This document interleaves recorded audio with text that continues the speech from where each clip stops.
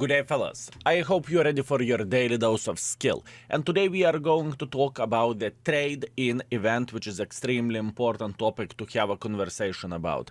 So the first things first, you can trade in the tanks nowadays in World of Tanks. You are getting half of the tank value and you can pay the remaining of the gold in order to get other tier 8 or tier 7 or tier 6 premium tank.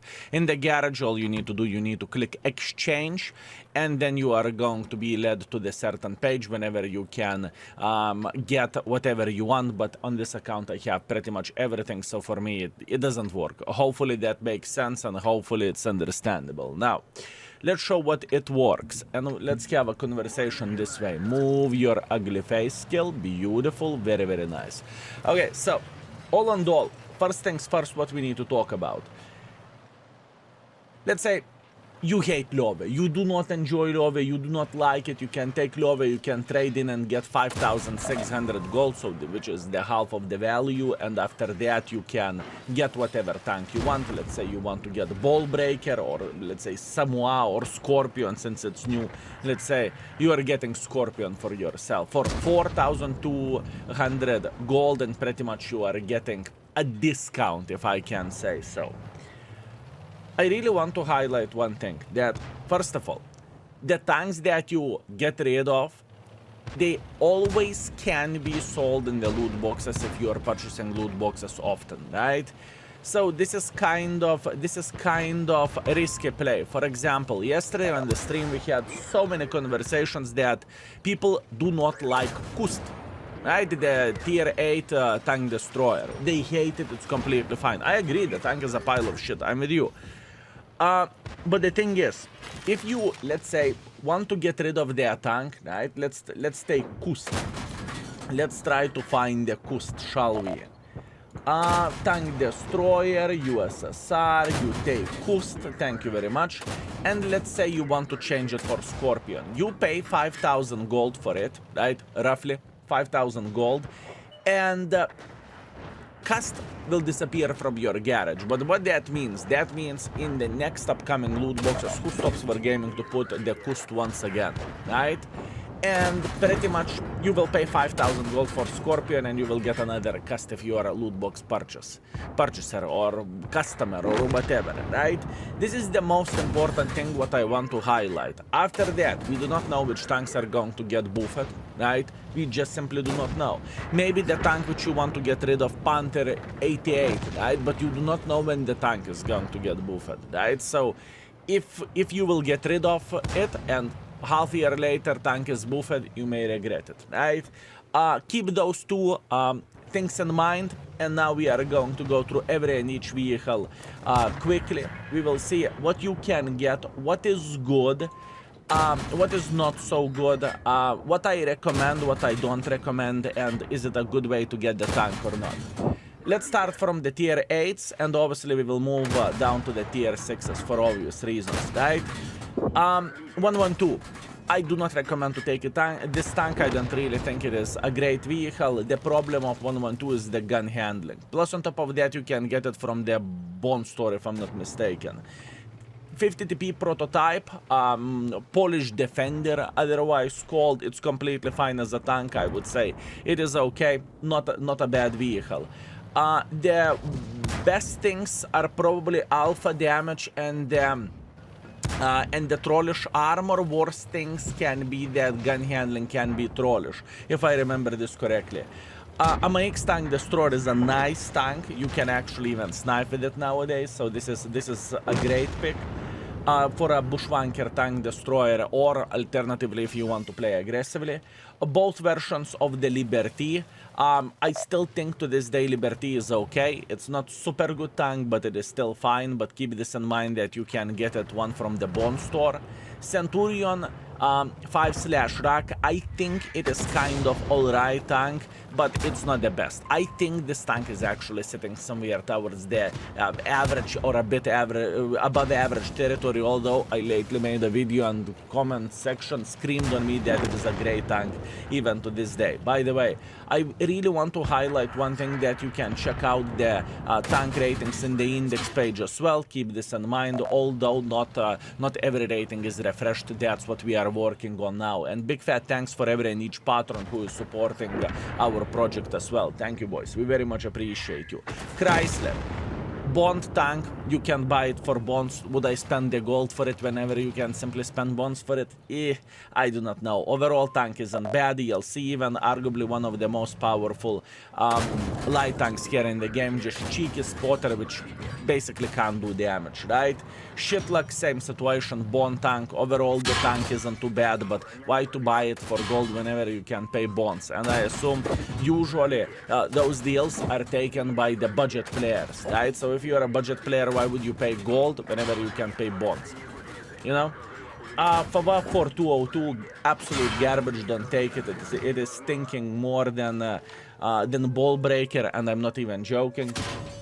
A Hawk 30 is actually okay for a light tank lover. It has ability to spot, obviously, and it has high explosive, very sexy high explosive ammunition. As a matter of fact, some people would love a Hawk more than, most of the people would love a Hawk more than Black Dog, okay? So keep this in mind. IS-6 outdated pile of Kaku, Cannon Jagdpanzer. This is actually alright tank. If you are a redline bushwanker, you want to have a good camo and accurate gun, this is the tank to have. A new addition into this, we have KV4 KTTS. I don't really think it is phenomenal tank. I don't really think it's anything special about it. It's like KV4 in triangle space, right? Or triangle shape. Nothing too crazy. KV5 bond tank, keep this in mind. Why to buy it for gold whenever you can buy it for bonds? And overall, people are calling KV5 a meme, right? And for me, it's kind of a bad meme. Everyone is penetrating you into the booba, unless you have a lower tier matchmaking, and then still, you know, it's questionable. Double Black Dogs, or Black Dog and Grey Dog. I like them more than Hawk 30, but I have a very specific playstyle with that type of vehicles. I don't really spot that much. I go more to do the damage, right? They are not spotters. That's what I'm highlighting. Hawk overall is better combination of the things, in my opinion. Love old school premium tank, Prince credits like crazy, but honestly it has quite a boring gameplay. Although you have gun depression, that's great. You have the gun handling, that's great. It's just boring. Overall, not a horrible tank, honestly. Rev, I think this is absolutely outdated pile of Kaku. It is humongous as a barn, and all it has to offer is gun. That's about it. We have a Yoch tank, once again, same deal. It is a Bond store tank. I would not recommend to take this vehicle this way, but overall the tank is, okay, nothing too crazy from what I remember.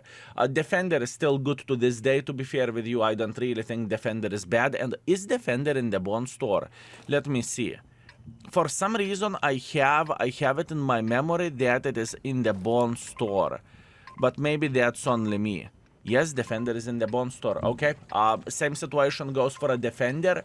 I do not recommend to take it because you can get it for bonds, right? It just simply makes sense. But overall, it is good for a newer player because you have button of armor, although your gun handling is a bit annoying. Rainmetal Scorpion. Now this is quite a hard one. Scorpion is still good to this day, but it is hell of a difficult tank to play with. You are red line, bushwanker, sniper, schnitzel, everything is completely fine. You can even play aggressively if you are capable of, if you know how to make pressure with a paper vehicle. But the thing is, you have no camo and you have no armor, so it's so easy to make a mistake, it's not even funny, right? I definitely need to highlight. Samoa is actually okay. Heavy tank, heavy autoloader, French vehicle, you have a bit of the armor and you have 5 in the mag, so you can clip someone for 1,500. It's actually still okay to this day. Statu, nothing too crazy, honestly. I personally like this tank, but I think most of the people will look at it as average, at best or below average, right? STG. the same guard, you can get it from the bone store. Overall, tank isn't bad. You can spot, you can do damage with it, you can snipe. It's not a bad tank. Skoda T27, in my opinion, if you have Progetto, you should never think about this tank. But overall, I guess if you do not have any of the autoloaders and you want to get into the autoloaders and you have a tank that you want to get rid of, it can work. But keep this in mind, the tank is far away from being ideal. Estrava S1 Sniper Schnitzel. The thing is, where the S1 goes, a lot of people are struggling to play with this vehicle just because the game meta is like, done. So, sniping from the back is pretty difficult nowadays, speaking about the tanks like S1. Although, if you really enjoy to take further as bush, or alternatively, whenever there is no light tanks, try to go in front and to spot with it. It can work, honestly. Trash 103, same situation. It is in the bone store. Why would you buy something that you can simply buy for bones? Or why would you pay gold for it, right? Which is literally real money, right? Overall, Trash 103 isn't horrible. Suka Perishing, I still stand to this day that this vehicle is great for beginners and for not so great players, let's say like that. I still enjoy it to this day. I lately played with it quite a bit and I loved it, but that's only me. I would recommend to take this tank. Patriot, I think it is outdated pile of caco, and between the Patreon and Suka Pershing, I would honestly go for Suka Pershing just because of the pref matchmaking function, right? T34, I mean, let's get real. T34 is outdated pile of caco. If anything, people want to get rid of it, not to get it. First prototype, outdated pile of kaku in my opinion. No armor, derpy gun handling, nothing too crazy. T92, it can spot, it can do a bit of the damage, but 150 alpha per shot.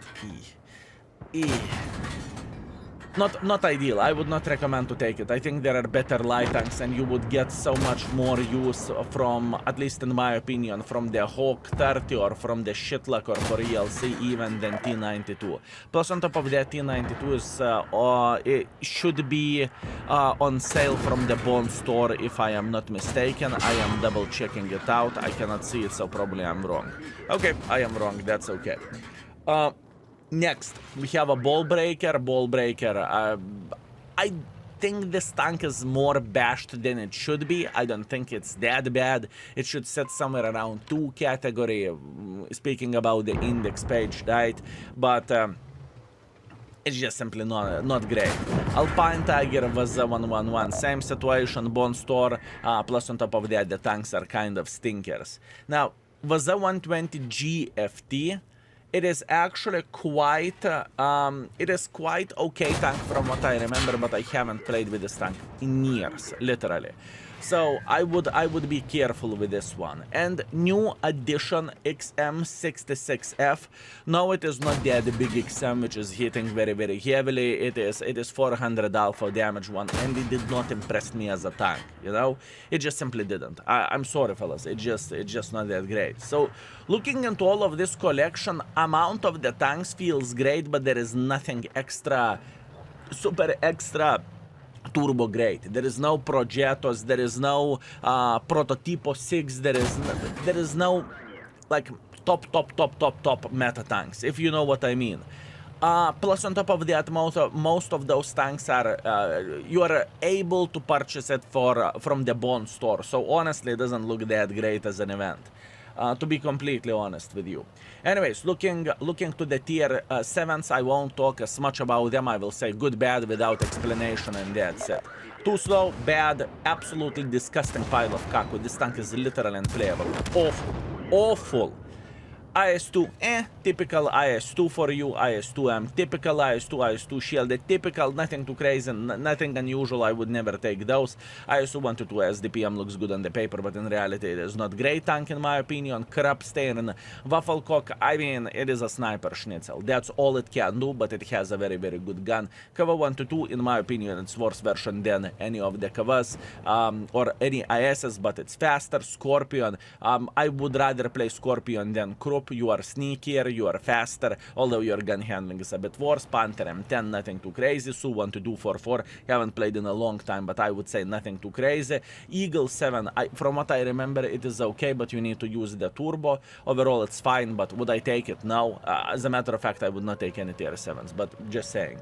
VK30.03, nothing too crazy, nothing too good. Same goes for a tier 6s.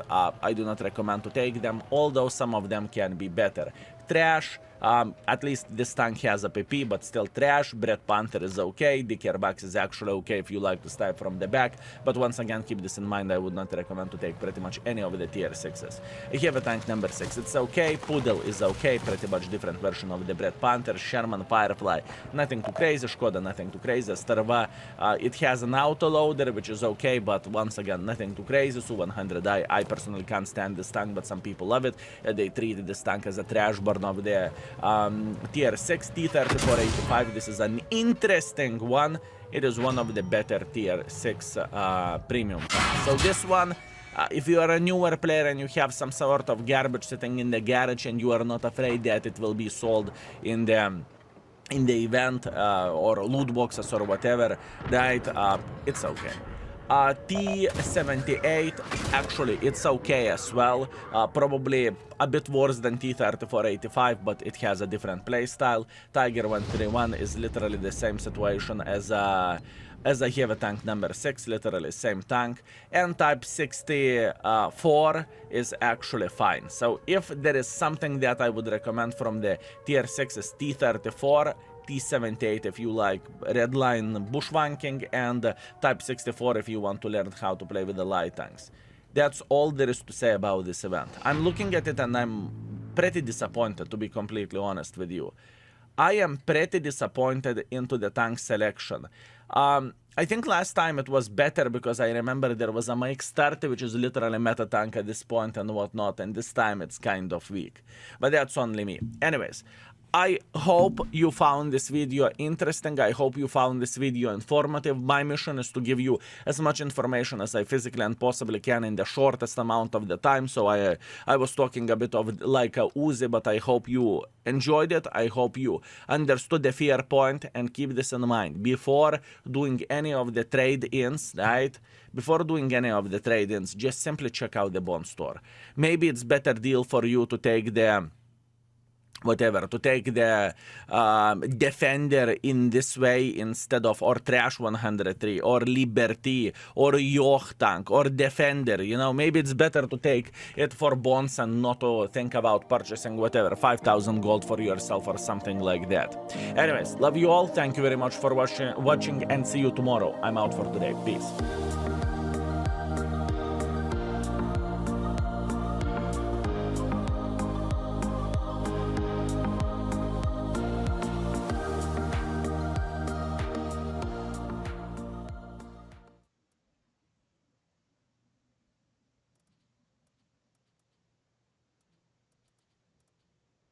Oh boy. Oh no.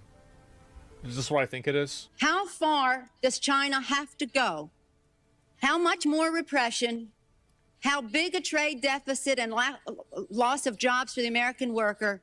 And how much more dangerous proliferation has to exist before members of this House of Representatives will say, I will not endorse the status quo?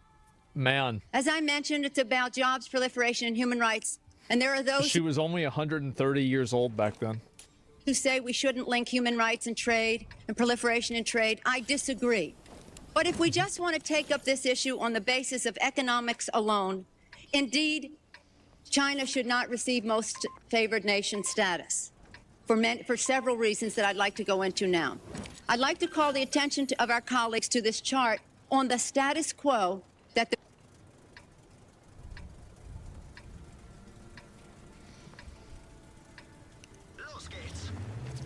Man, that's crazy.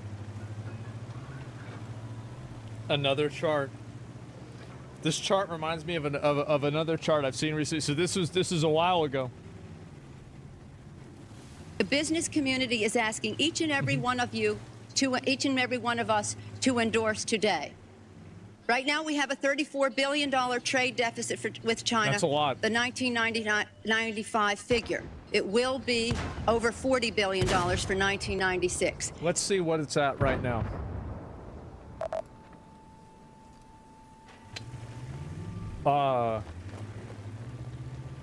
How many money? So now, so it was then, it's, what's the number here? It says 34 billion. And it says that now it's 295 billion. Okay, so it went up. Yeah, it went up. Since the Tiananmen Square massacre, this figure has increased 1,000%, from $3.5 billion then to about $34 billion now. In terms of tariffs, I think it's interesting to note that the average U.S. MFN tariff on Chinese goods coming into the United States is 2%, whereas the average Chinese MFN tariff on U.S. goods going into China is 35%. That's crazy. Is that reciprocal? On exports, China only allows certain industries into China, of U.S. Industries into China, and therefore only 2% of U.S. exports are allowed into China. Where have I heard this before? On the other hand, the U.S. allows China to flood Caught in 480p. our markets with a third of their exports, and that'll probably go over 40%, and it's limitless because we have not placed any restriction. In terms of jobs, this is the biggest and cruelest hoax of all. Not only do we not have market access, not only do they have prohibitive tariffs, not only are our exports not let in very specifically. She's getting mad. But China benefits with at least 10 million jobs from U.S.-China trade. Wow. The president in his statement requesting this special waiver said that China trade supports 170,000 jobs in the United States. 170,000 jobs. Whereas, what a ratio. Our imports from China support 10 million jobs at least. Fact is that U.S.-China trade is a job loser. And one of the reasons that it is because in order, well, first let me just make another point, and that is that our colleagues on the other side of this issue will say the trade with China, exports to China have increased 3 times in the last 10 years. They have. But they fail to mention that imports from China have increased 11 times, thereby leading to this huge trade deficit. The other issue, in addition, if intellectual property is a $2 billion, $3 billion loss, technology transfer is in the hundreds of billions of dollars. This is so fucking funny for me to watch. Yeah. This is really funny. This isn't AI, and now she's against it? A lot of people are. If you want to sell to China, your products into China, the Chinese insist that you open a factory there. They misappropriate your technology, open factories of their own, and then say to you, now we want to see your plan for export. That's as simply as I can say it briefly. But the fact is, this isn't about products made in America. The Chinese want American products that are made in China. And the most serious of these transfers of technology are in the airline industry, where Boeing tail sections. Bro, doesn't Trump bring this shit up too? Even about the airplanes? Because it's like the military aircraft and shit? Oh my god. This is so fucking funny. The Boeing 737s were mostly made in Wichita, Kansas. Now they are made in Shen province, where workers make $50 a month. And they had the transfer of the technology and the transfer of the jobs has taken place. General Motors, Ford, they're all fighting to get in to build factories there so they can make parts there. They want MFN so they can get those parts. How did this happen? I really don't know.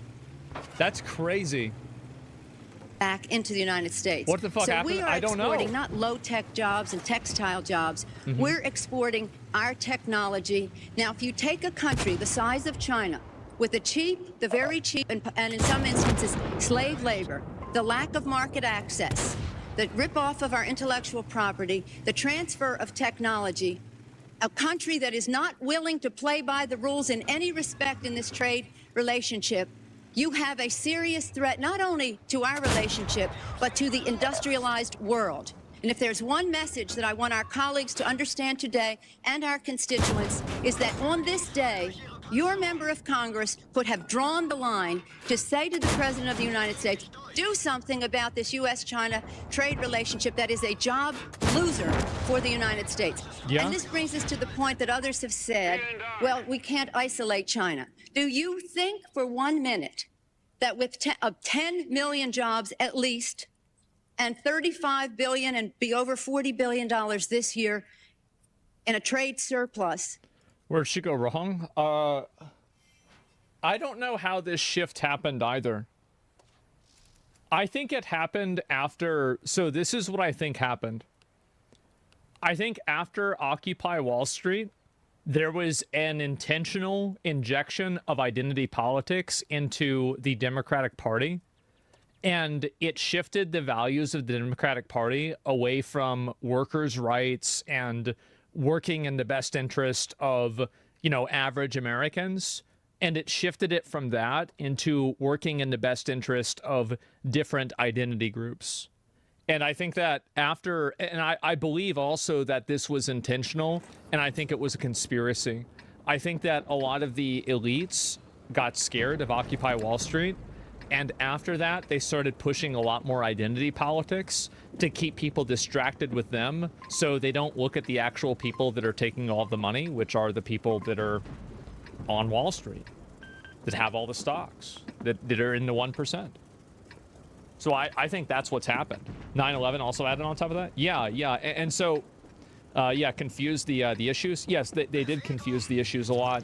And I think the Democratic Party got hijacked by the, you know, like special interests and things like that after Occupy Wall Street. And I think that was the real turning point.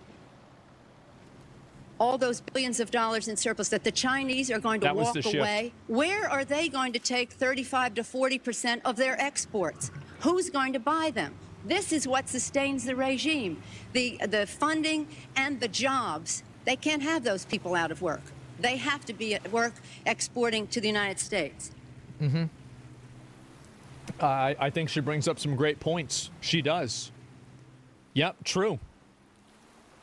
Further, what they have said is that we need to not worry about manufacturing in America.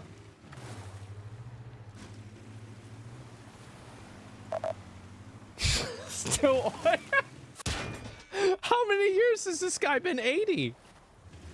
This guy's been 80 for fucking 50 years. Because what we should establish is a policy of unfettered free trade. We don't need tariffs. What we need is to allow corporate America the freedom to throw American workers out on the street, people who are making 15, 20, 25 bucks an hour, health care, pensions, throw them out on the street because somehow, Madam President, we are going to create wealth in America and good-paying jobs in America as we shut down plants, we move to China, corporations. He was right. He was right about everything. Everything that he said was going to happen, happened. There, pay workers 20, 30 cents an hour, and we bring the product back into this country. And anyone who goes shopping in a mall knows how difficult it is today to find the product made in America. But that is the philosophy, and I have to say, in that regard, the champion, and he is honest on this one. Senator McCain has been criticized recently for not being the most honest candidate we have seen in terms of his ads and so forth. He has been honest on this one. He is the lead advocate of unfettered free trade. And that's an also important part of this right-wing ideology, that it is good for America that corporations can go to China and bring products back into this country. How the fuck did this get shifted?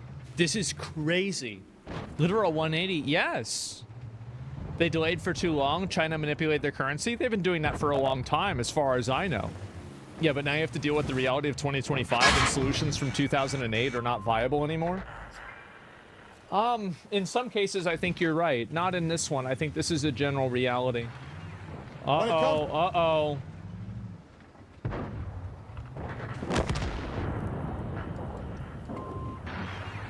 When it comes to the international system of commerce and trade, it's legitimate for poorer countries to continue to seek access to wealthier markets. And by the way, wealthier markets, that's not the big problem that you're having. A small African country is sending you tea and flowers. That's not your biggest economic challenge. It's also proper for advanced economies like the United States to insist on reciprocity.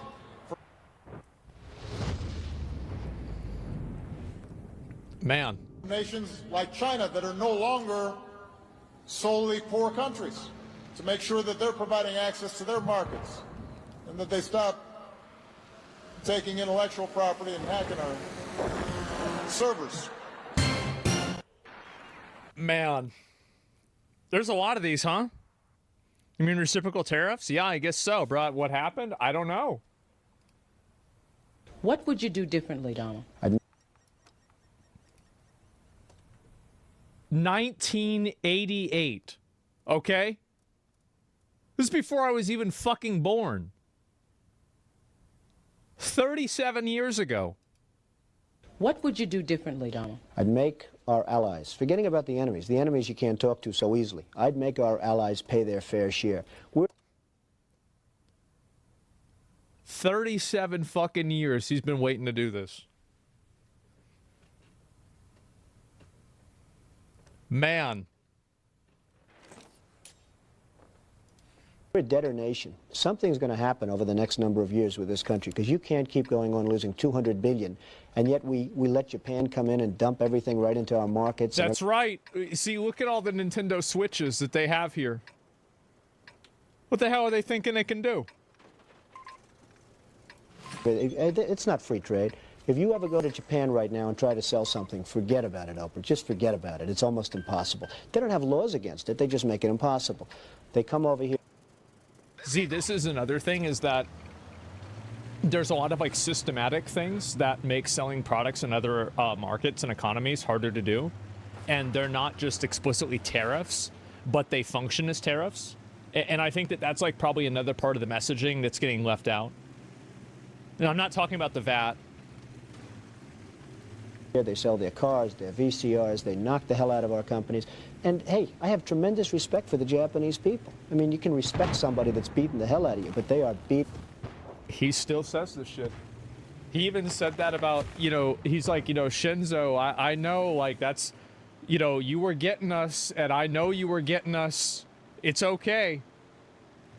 Beating the hell out of this country. Yeah. Kuwait, they live like kings. The poorest person in Kuwait, they live like kings. And yet they're not paying. We make it possible for them to sell their oil. Why aren't they paying us 25% of what they're making? It's a joke. This sounds like political presidential talk to me, and I know. Man. That's crazy. How about that? People have talked to you about whether or not you want to run. Would you ever? Mm-hmm. Probably not. But I do get tired of seeing the country ripped off. Why would you not? I just don't think I really have the inclination to do it. I love what I'm doing. I really like it. Also, it doesn't pay as well. No, it doesn't. But, you know, I just probably wouldn't do it, Oprah. I probably wouldn't, but I do get tired of seeing what's happening with this country. And if it got so bad, I would never want to rule it out totally, because I really... Man. Then Obama humiliated him at the dinner and history was made? That's right. Yep. There's a vicious rumor floating around that I think could really hurt Mitt Romney. I heard he passed universal health care when he was governor of Massachusetts. Someone should get to the bottom of that. And I know just the guy to do it. Donald Trump is here tonight.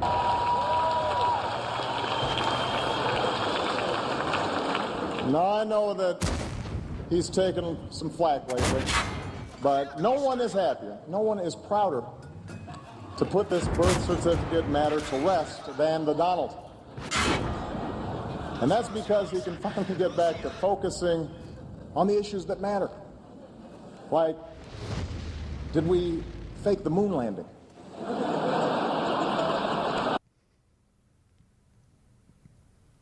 Man.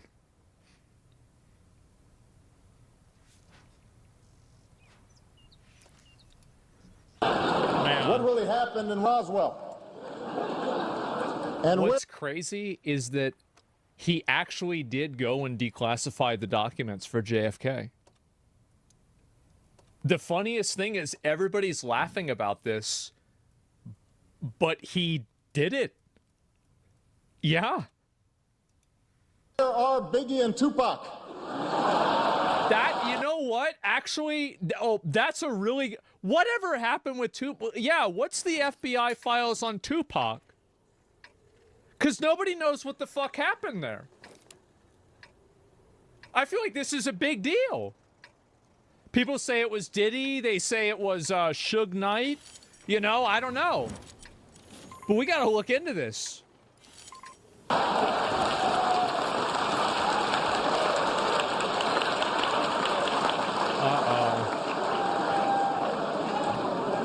All kidding aside, obviously we all know about your credentials and breadth of experience.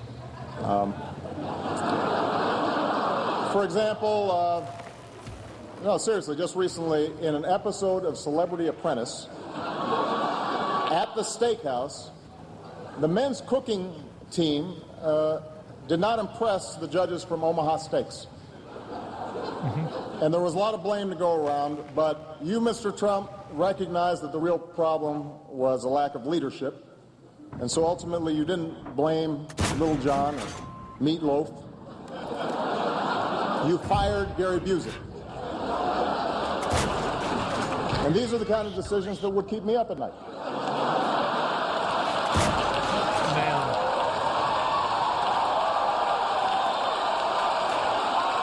Man.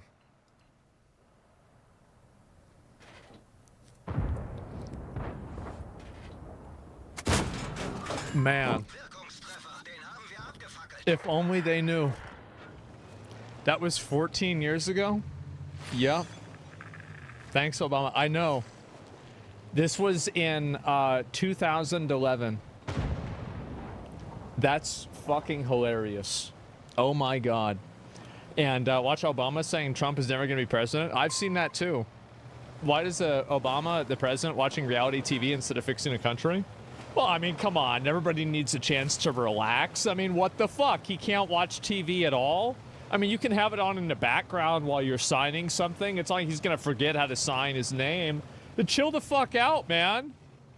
Yeah, watch it live. Watch the Oprah interview. I mean, I've seen a lot of the other ones, right? Read the comments. The comments are turned off. I wonder why. Yep, there we go. And what is this? You're watching us in the background working right now? Yes, exactly. And it's just crazy how this has all happened. It really is. It's funny for me to see this too. But yeah, it seems like also, we just saw this one before. And is this... Oh, this is him riding around. This is him golfing right now. Okay, I got it. And I had a breakthrough call with a leader of Communist Party. Wait, Vietnam's communist? I didn't even know that. Who told me Vietnam wants to cut their tariffs down to 0 if they make an agreement to the U.S. I thanked them on behalf of our country, and I said I look forward to meeting in the near future. Damn. Damn, okay. Yeah, he's on break, bro. He's golfing the stock market. Yeah. Japan come in and dump everything right into our markets and everything. It's not free trade.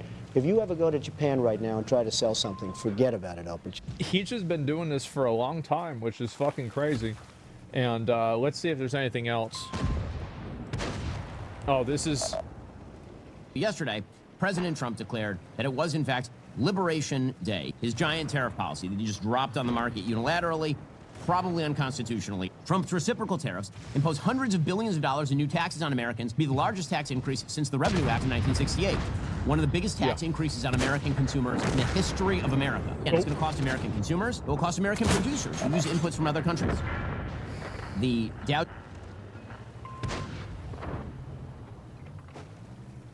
It does keep getting bigger. I didn't believe the memes. But no, it does. Like, that's crazy. Why? Jones Industrial Average plummeted immediately more than 1,000 points. The S&P 500 plummeted more than 3%. The NASDAQ plummeted almost 4.5%. There are real-world implications for this sort of stuff. Trade wars are, in fact, not good and not easy to win, particularly if you don't actually have a plan. Mm-hmm. It is predicated on a bad idea of how international trade works. A fundamental misunderstanding of trade deficits. Trade deficits are they're an accounting procedure. Trade deficits have pretty much nothing to do with the health of an economy. I can name you a period in American history where there was a fairly large surplus in America's balance of trade. The entire Great Depression. Oh. So this is the reason a lot of people have noted, like, the Daily Wire is laying a lot of people off. And I think one of the big reasons why a lot of these, like, traditional spaces like this are having problems communicating with the public is because they've become the, they've effectively become the authoritarian ruling class. And I think what happens with a lot of people, and this is what happens with politicians too, is that politicians initially go into a, into a job, and I think media, this is the same thing that happens, is that they initially go into the poll. Yeah, exactly. It's a good poll, right? And so they go into the media and they have good intentions, but over time they become the, the norm, right? The average. And so I'm not voting on that one. Yeah, exactly. And so I feel like the reason why people like Ben Shapiro, like apparently they're having to fire people and they're losing relevance, is because this messaging doesn't resonate with the average person. And the average person that's looking to consume media on the internet isn't looking to hear about like a top-down perspective of like the 1% ideas of the stock market. That's the reason why. I'm an average American. I don't care. Yeah, exactly. And but he's not wrong. I think that you can be right and still lose. Like winning, like being right doesn't mean that you're going to win. Now, usually it does, but it doesn't always mean that. How long until Republicans mutiny against Trump when they start losing a lot of their money? I think that will only happen if they lose control of the narrative to the public. Because if the public feels like basically the important thing for them to do is to make sure that they have a consistency of making the public believe that it's hurting the upper class more than it's hurting the working class. As long as you can maintain that perspective and people think that, they will be okay with the tariffs and they'll be okay with the stock markets going down. So that's it. When Trump seizes when Trump seizes your funds, will your opinion change? Let me ask you something. What do you mean by that? So like, do you think he's gonna like go into my bank account and then like delete the money from my bank account and then put it in his bank account? Like, what do you mean by this? That was a joke? Okay. All right, let's move on. There's a lot of people that say stupid shit and they're not joking, so I'm not sure. Yeah, but the only person who wins is Trump. U.S. citizens will lose. Yeah, I mean, sure. But, like, I'm just telling you, like, that's the way that people will see it. That's it. Like, I don't know what else to say. And I'll see if there's anything else to look at and find here. And, man, it is pretty fucking crazy to see this happen. Especially, like, how extreme it is. Do you see a drama over Schedule 1 developer being sued by studio? No, I didn't see that at all. And, bro, it's always Trump is going to make the rich richer, and now he's going to take your money. You got baited. It's actually wild. Well, I didn't get baited. The guy just said something stupid, and I reacted to it. That's not even my fault. That's not getting baited, right? That's just how it is. So, yes. Let me see if I find a few more of these. Down about 8% those problems, but what's also indisputable is the markets are down about 8% in just 2 days, and I'm getting all kinds of reaction from businesses, farmers, in Wisconsin that are highly concerned about what's happening. So those are the facts. I don't know, all I can really do is kind of report the reality to the administration, let them know, how these actions are impacting my constituents, those problems. Yep, that's right. It'll be awful for farmers. Yeah, Trump's also trying to tank the 10-year treasury with us needing to refinance $11 trillion in debt. Well, I'm not sure about that. And yeah, I haven't even read about that, I didn't even hear about that. I have no idea. Like, it's the first time hearing of it. Stocks tanking won't hurt the richest as much. They have money managers who will make money whether stocks go up or down. It's the middle class who will get hurt. Yeah, but the problem, here's the issue, is that the middle class is a lot smaller and higher up than you might imagine. So, like, that's really the difference, is that you have a lot of working class people that have felt disenfranchised, and these tariffs will create that effect. And I think that it will negatively affect them in that way. Let me go back. I'll see if there's any more of these that are worth looking at. What I find so frustrating about the conversation around tariffs is that we all agree on the problem. We all agree that the deindustrialization of America led to the downward mobility of the American working class, deaths of despair, people working multiple jobs and not being able to afford the American dream.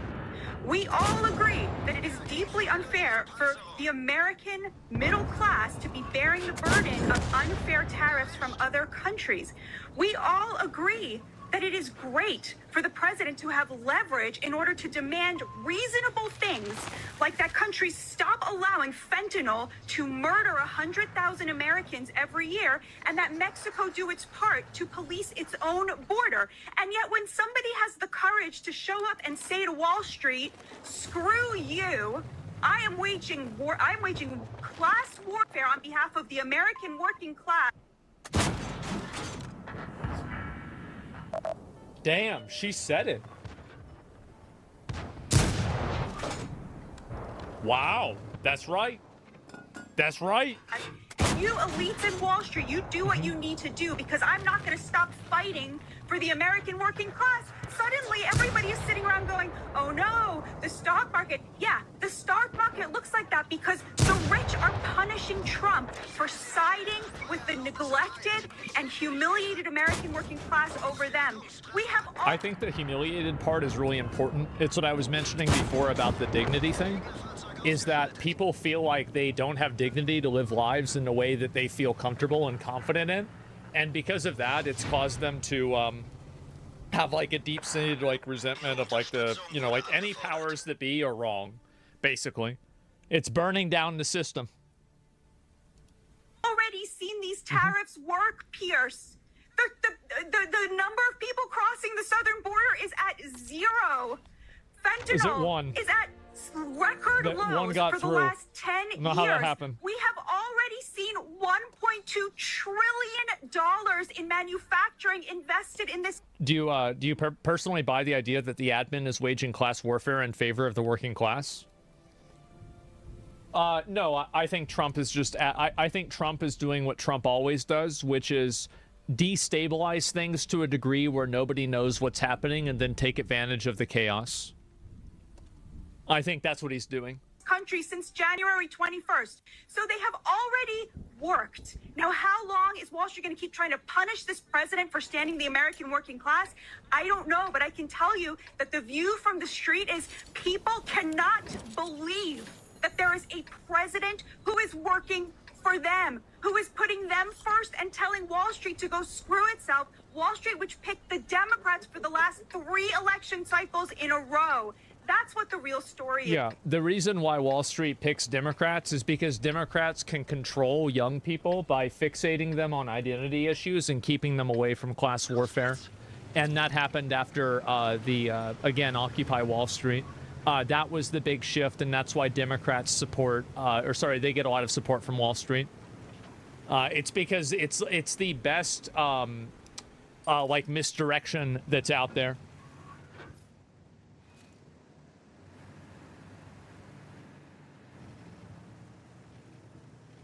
What are my view on the tariffs? I don't know. I don't think anybody really knows. I think that it's massively destabilizing. I know people, I've had friends of mine contact me and they've said like, yeah, bro, like our company is like way worse. Like we have this massive issue. We're thinking about doing layoffs, right? So like I've had people tell me like that they're really bad. Markets are open and you might want to turn away or maybe not. It's 2 days now. The news is tough out there now with the tariff announcement. Already in 5 minutes of trading, we're off about 2.5% for the Dow 30. So we're below 40,000 now for the first time in some time. I'd say about a year. On the broad It is not unthinkable to me that this number might be a 2 within a year. I think it could go down by that much. Other market, the S&P 500 trading lower about 2.5 percentage points. I don't think it will, by the way. Like, in my opinion, I think that a lot of these tariffs are just brinkmanship, and it's not actually something that's going to happen in the long term. I think that a lot of people are expecting Trump to use these tariffs as negotiating chips and not necessarily like a solid foundation for policy. That's the reason, and like that's what I think people are thinking. But if he does keep them, I could see it going down substantially. The NASDAQ is down even more at 3%. So in the past 30 minutes, the president, who is now in Florida at Doral for the LIVE event, he posted this. So the many investors coming to the United States and investing massive amounts of money, my policies will never change. This is a great time to get rich, richer than ever before. I will remind you that China announced its retaliatory tariffs around 5 a.m. Eastern time today to the tune of 35% for American products going into China. So 34, so that was the latest move. We'll see how it bounces back and forth throughout the day and into the weekend as we move forward. All right, this from last night, Air Force One. Roll it. What we have is we have a set of tariffs based on what they have been charging us. That's reciprocal. And those tariffs have come in and every country's called us. That's the beauty of what we do. We put ourselves in the driver's seat. President Trump. Yep, that's right. And the only problem is people think he's putting himself in the driver's seat and then driving directly into a wall. That's the issue. And now, is that wall the Great Wall of China? We're going to find out. Somewhat downplaying the initial market reaction to his tariff plan. He's betting Americans will tolerate the short-term downturn if it means restoring manufacturing here in the U.S. Free Press columnist Batya Ungar-Sargon writes that with Trump's Liberation Day plan, he's delivering on one of his campaign promises. She is our guest now. I'm sorry about that, but your name is unusual, but people are going to get to know you. You wrote a column that is getting a lot of attention. It said this: how did he steal the working class from the Democrats? Well, in the most obvious way, by purloining their pro-labor agenda. He has the reason why is because you can't have you can't have a party of people who constantly think that and talk down to voters. And I think this is the way that a lot of working class people believe, is that they view Democrats as ivory tower intellectuals that add basically no value to society. Whereas in a lot of cases, these are people that have physical labor jobs and things that, provide some sort of tangible effect to society. And so when they're being talked down to by some graphic artist that, uses Photoshop for a living to make pretty pictures, and they get told learn to code from this person, they're not going to appreciate that at all. You think they're smarter than yeah, you think you're smarter than me? Exactly. That's exactly the way they feel. Forced the border and is now instituting widespread tariffs, implementing a broad protectionist agenda committed to reshoring manufacturing and giving the working class a boost, the likes of which we haven't seen since the New Deal. Tell me about your column and the reaction to it. Do you know, it's so amazing. This morning on one of the liberal channels, I saw a Democrat congressman, and he was just sitting there saying, I have no idea why President Trump is doing this. They simply cannot understand why he is implementing the tariffs, because the answer... Well, the thing is, if you voted for Trump, this is very important. If you voted for Trump and you're upset about these tariffs, you kicked yourself in the dick. He said he was going to do this the entire time. He said, guys, I'm going to do this. I'm going to do this, guys. Guys, guess what I'm going to do? Boys, have you heard about my favorite word? So yeah, seriously, so anybody who's voted for Trump, who's complaining about these tariffs, you are so dumb. He said this from the beginning. This is one of the only things Trump has been consistent on even. You can look at interviews from Trump in 1980, and he's talking about tariffs. Really? He's talking about even then. The answer is simple. He is choosing Main Street over Wall Street. He has chosen to bet on the American working class instead of on the rich elites. That's right. That's exactly it. And that's the reason why you see so many of these people on social media that are unhappy about it. It's because they're the ones that have a bunch of money in the lawsuit. Or sorry, in the stock market. And I don't know why I said lawsuit. And I think they're permanent. He's talking about abolishing income tax under $150,000. Yes. And this is like almost all identity politics is, in my opinion, a proxy for class warfare. And I think that this is one of the first examples that you can really see of like this class warfare taking into effect. And I think that there are a lot of people that are in like the Trump like Republican Party that are actually extremely far left with their economic policy, but only for Americans. Like basically they have no problem giving a lot of money to other people in America. They just don't want it going to Mexico. And you're seeing these people come forward now. America first, exactly. America first. I love this. Yes. And so that's the big difference. This is astonishing because for 60 years, presidents on both sides of the aisle have sided with the rich over the hardest working Americans, the American working class. That's exactly it. And I think that's the way people have seen it. And this is just a good little example. The wealthiest top 10% of households own over 85% of corporate stock. This is again what I was saying. Is people are fighting back against this. And so, yeah, that's, well, no shit. Yeah, exactly. Isn't it funny how that works? It is. And, you know, I used to have the Trump derangement syndrome. You know, I started out as a lefty, a liberal. I really couldn't understand the draw people had to this president. But over time, I've come to see that he is simply the inheritor of the values that used to define the Democrats because they used to be the party of labor. Was there a... Trump is the perfect embodiment of the id of the American working class. And he works in that behavior, in that way, and I think that's why he's so successful. That's why you have all of these hicks and hillbillies that are voting for a guy that was born a multi-fucking millionaire, and they can relate more to him. It's because he knows how to tap into that. He bankrupted 3 casinos. Yeah, I don't. What's your point? Like that he's bad at business? I don't think that doesn't have anything to do with it. 100% right, man. Yeah, that's what it is. What about all the businesses he's ruined? I mean, what about it? What's the point? I don't even get it. What do you like? Okay, like that's not even what's being discussed. A single moment that changed you? So the cracks came a little at a time and then all at once. You know, the first was my rabbi, who's the best person I know, told me that he loved Trump. And I suddenly realized, well, I guess not every person who voted for him is a racist. Then I was doing a lot of reporting from the South on American polarization. And what I found was a lot more united Americans than divided us, even in this moment. It was really the elites who were polarized, but average Americans were very united. And then the kicker was in 2018, I saw a Yale study. And in this Yale study, it found that there was... This again, what I was saying, is that average people do see it this way.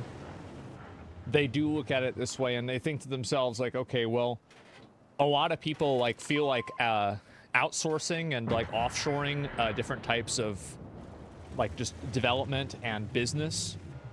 This has come, the perspective of offshoring business and outsourcing things to other countries.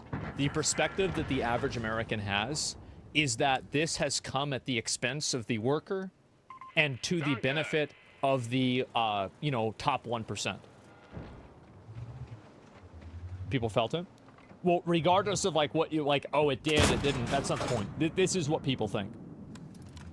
I've been saying this shit for like a decade. A lot of people have been saying this for a very long time. Yeah, it's a very, very common line of reasoning.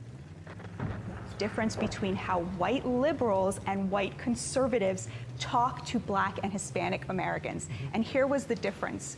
White liberals dumb down their vocabulary. They don't even know what the word computer is.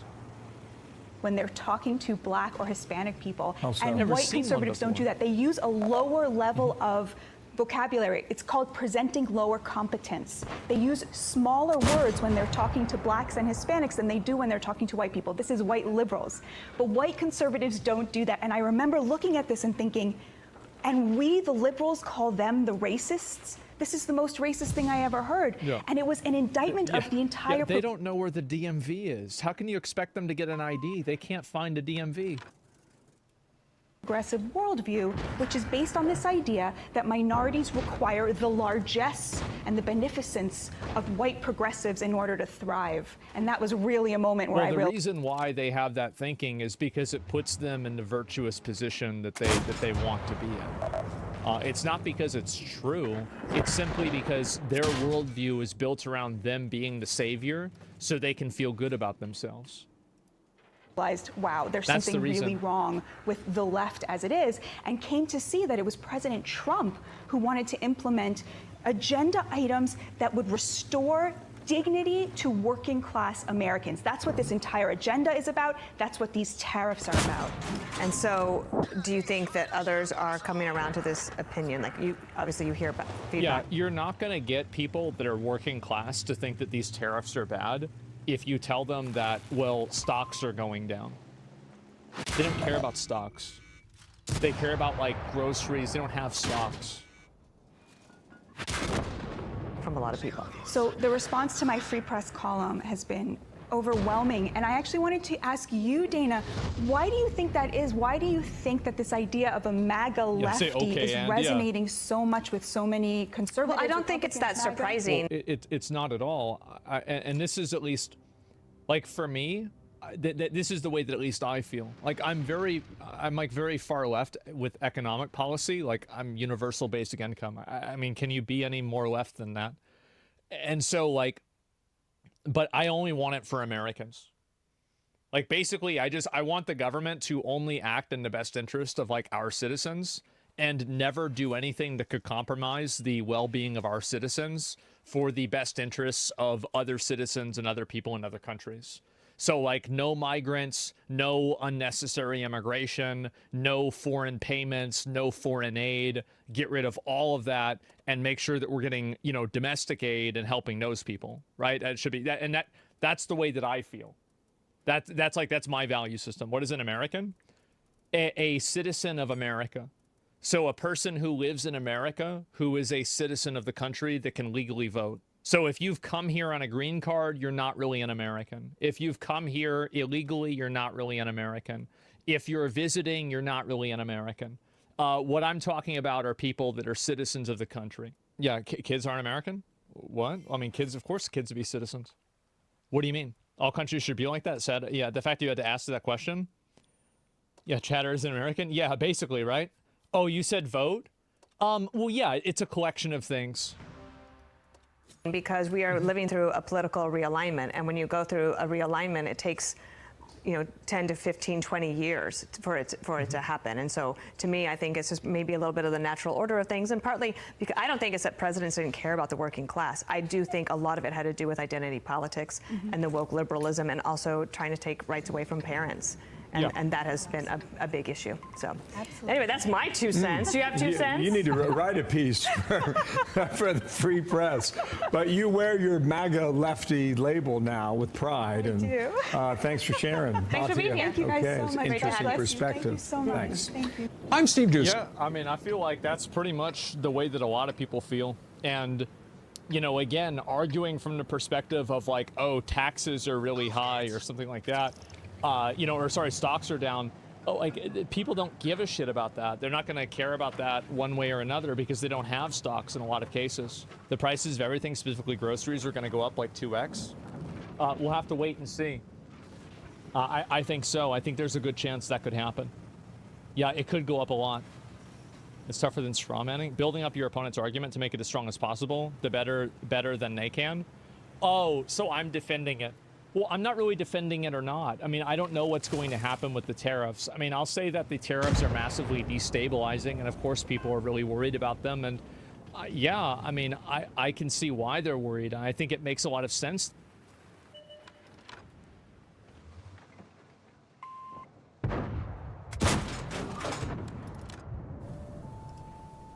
2.5 million views. That's a lot of views. A lot of people saw this one. Breaking news, Vice President J.D. Vance just saying the Trump administration is, quote, feeling good about Trump's tariffs. We're feeling good. Look, I frankly thought in some ways it could be worse in the markets because this is a big transition. You saw the president said earlier today, it's like a patient who was very sick. We did the operation, and now it's time to make the patient better. And that's exactly what we're doing. Yeah. All right, this says Jim Cramer from CNBC's Mad Money, who has never been a free trader, right? So he's not just out here to go against them. He's saying the White House doesn't seem to understand what it's trying to do and that the reciprocal tariffs are not reciprocal.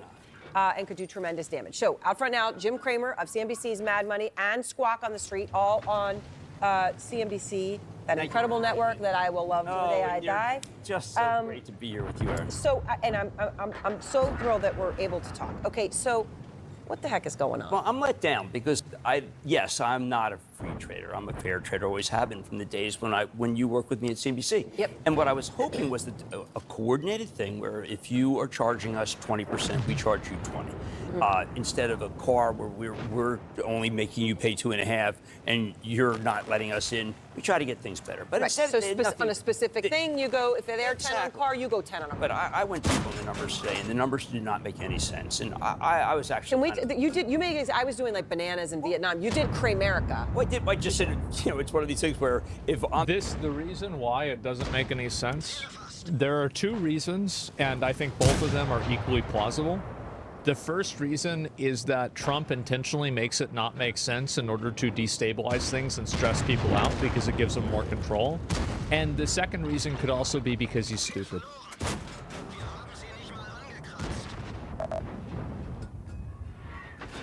Yeah, I don't know which one it is. Yeah.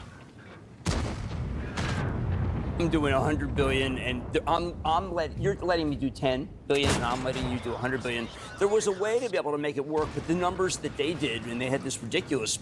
I mean, that was the chart that they had with the mathematical equation. I mean, are you kidding me? How about just like it looked like an Einstein. I know. How about the fact that it was just wrong? Yeah. And what bothered me, Aaron, was that they really did over and over again. The president said, "Listen, it's going to be reciprocal. So you do it, we do it, and that was going to be so good." And I really believed in it. And I feel like a sucker tonight.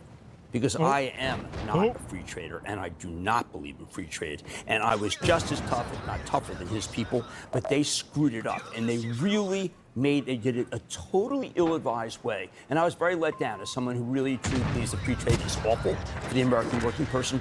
This is what they came up with. Jeez, come on, have some gumption, have some math.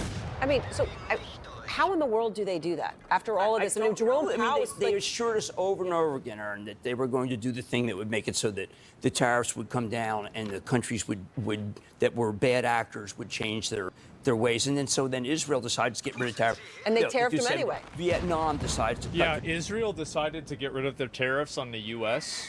And then Trump decided to just keep tariffing them. I think he said even it's gonna now we're gonna make it even higher. I don't know why he would do that. Yeah, I don't know why, but that's just the way it is. I think that they should be more specific if they want people. These experts think that we'll listen to them after they soiled their reputation after the last decades. These are the same clowns that said FTX was a great company and the company of the future. You're right. That's a great point. Tariff, and they still got the highest tariff. It was such a shame because they missed the opportunity, and now they have to pay the price. And it's funny too because. So this is all about Israel? Like what? None of this stock market, none of this had to happen. Yeah. And I feel bad because a lot of people lose money when this happens. I hope people just be calm, be constructive. But the way that they handled it was so Bush League that I was surprised. President Trump has people who around him know these things. And can you explain why when you hear Scott Besson, he is a smart guy. He's very smart. He is a smart, thoughtful, respected person. And he came out and defended these. Well, I think when you But people like that, they know. He knows. Yeah, I tried to think like that because Peter Navarro is someone I've known for 5 decades. Yep. And I was hoping that Peter, who I talked with a lot, really understood because he understood. He taught me these things. And I know he knows what reciprocal tariff really is, and he didn't deliver on that. And that was a shame, because there was such a great opportunity to course correct and make it so all these people who've taken advantage of our country repeatedly and wiped out all of the jobs in small towns, wiped out my father's job. This is one of the reasons why I've always felt like this. It's ridiculous how badly we've been taken advantage of. And I thought they were going to do something. And what did they do? They cratered the damn stock market and gave us nothing. Well, I just want to emphasize. The thing is that you've got to keep in mind that the stock market is not, like, all of the wealth in the country is primarily consolidated among a handful of people. And so that's really the reason why you're not going to get average people giving a shit about this in a big way. It's because all of this wealth and like the numbers are going up. Oh, the numbers go for who? For fucking who? The prices though? Yeah, exactly. It's also trade deficits, not taking into account not just their tariffs they put on us. Yeah. It doesn't trickle down? No, it doesn't. Guys, again, I think it's so important to emphasize where you're coming from. Because there are some who will come out and say, well, you know, free trade. You know, Larry Kudlow, your old friend, right? I know, that we always had a very flashpoint with me and Larry. Right, was about free trade, and they'll make the economic argument for it, and they'll make. Right, you're not actually coming from that. You would have been open. You're not ideologically opposed to the concept of what they were trying to do. Not at all. But they didn't do it. They made a bargain with the devil. They decided to get rid of the American working person's good job with a good pension and sacrifice it so we could get cheap goods. And they never thought for a minute, the Republicans or Democrats, what would happen to those towns and those people, and they were left. If you get cheap goods, wouldn't you only need cheap goods if you don't have a lot of money? And if you had a better job, wouldn't you be able to afford the higher quality goods? It wouldn't be necessary to send them over there?